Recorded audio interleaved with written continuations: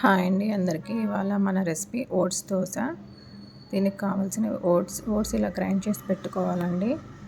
దాంట్లో కొంచెం ఆనియన్స్, కొంచెం టమోటోస్, పచ్చిమిర్చి, కరివేపాకు, కొత్తిమీర, సాల్ట్ అండ్ పెప్పర్ అన్నీ వేసి బాగా మిక్స్ చేసుకోవాలండి.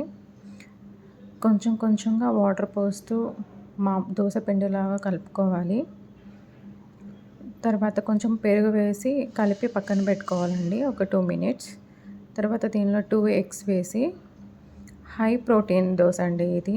హెల్త్‌కి చాలా మంచిది. ఇన్స్టెంట్‌గా కూడా చేసుకోవచ్చు.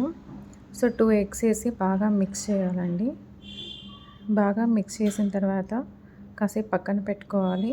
ఇట్లా ఒక ప్యాన్ తీసుకొని దాంతో కొంచెం లైట్‌గా ఆయిల్ వేసి పిండిని ఇట్లా దోశలాగా వేసుకోవాలండి. ఇంత కొంచెం పైన క్యారెట్ వేసుకుంటే చాలా బాగుంటుంది, టేస్ట్గా కూడా ఉంటుంది. సో ఇలా సెకండ్ వైపు టర్న్ చేయాలి. ఇలాగే మిగిలిన పిండితో దోశలు వేసుకోవాలండి. సో మన హెల్దీ బ్రేక్ఫాస్ట్ రెడీ అండి. చాలా బాగుంటుంది, హెల్దీగా కూడా ఉంటుంది. ఒకసారి ట్రై చేయండి.